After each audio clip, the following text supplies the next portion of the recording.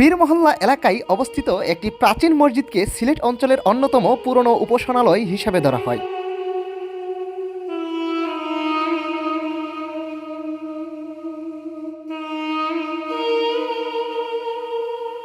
ঐতিহাসিক সূত্রে জানা যায় ৭০৩ হিজরিতে সিলেট বিজয়ের পর হযরত শাহজালাল রহমতুল্লাহ এখানে অবস্থান করেছিলেন। সেই সময় তার ইবাদত ও সাধনার স্মৃতিবাহী এই স্থান আজও ধর্মপ্রাণ মানুষের কাছে গভীর শ্রদ্ধা ও ভালোবাসার প্রতীক।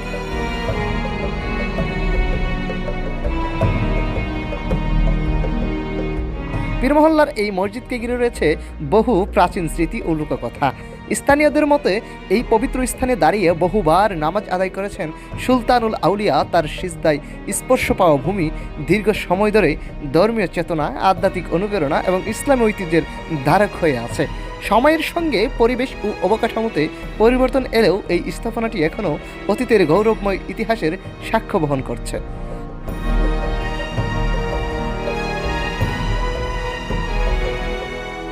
এই মসজিদে হযরত শাহজালাল মুজাদ্দিদ ইয়ামানি রহমতুল্লাহি আলাইহি ইয়ামান থেকে আসার পরে প্রথমেই ওইখানে ইবাদত বন্দেগীতে লিপ্ত ছিলেন। ওইখানে পাথর খোদাই করে মসজিদটি নির্মাণ করেছিলেন।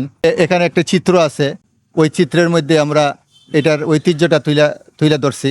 শাহজালাল রহমতুল্লাহি আলাইহি এখানে ইবাদত বন্দেগী করার পরে কিছুদিন পরে স্থানান্তরিত হয়ে ওই শাহজালালে গেছেন। বর্তমানে যেখানে ওনার মাজার আছে, মসজিদ আছে, ওই জায়গায় গেছেন। ওখানে ইন্তেকাল হওয়ার পরে ওই জায়গায় দাফন করা হয়। এই মসজিদটি অত্যন্ত ঐতিহ্যপূর্ণ। এর পাশেই একটি কুয়া আছে, যেটাকে আকল কুয়া বলা হয়। ওই শাহজালাল রহমতুল্লাহি আলাইহির সময়ের কাল থেকে এই কুয়াটার উৎপত্তি হয়েছিল। ওইখান থেকে পানির ঝর্ণা এখনো প্রবাহমান আছে। প্রতিদিন অসংখ্য মুসল্লি ও দর্শনার্থী এখানে এসে দোয়া করেন, স্মৃতিময় পরিবেশ অনুভব করেন এবং আধ্যাত্মিক প্রশান্তি লাভের চেষ্টা করেন। এই স্থান কেবল একটি মসজিদ নয়, বরং সিলেটের ধর্মীয় ঐতিহ্য, সাংস্কৃতিক ও আধ্যাত্মিক ইতিহাসের গুরুত্বপূর্ণ অংশ। আমি পীরমহল্লা মসজিদের প্রধান ইমাম এবং খতিব। এই মসজিদে অসংখ্য গণিত মানুষ আসেন দেখার জন্যে, এবং বিশেষ করে বার্ষিক বিভিন্ন মাহফিলের সময় এখানে অসংখ্য গণিত ভক্তবৃন্দরা আসেন। মানুষ এখানে ইবাদত বন্দেগী করেন। সিলেটের মধ্যে পুরাতন এবং ঐতিহ্যবাহী একটি মসজিদ হইল এটি, এবং এটার যে অবকাঠামো, যেটা পুরাতন যে কাঠামো, এটা এখনও বিদ্যমান আছে। এটা বিশেষ করে মেহরাবটা স্মৃতি হিসাবে তারা এখনো ধরে রাখছেন।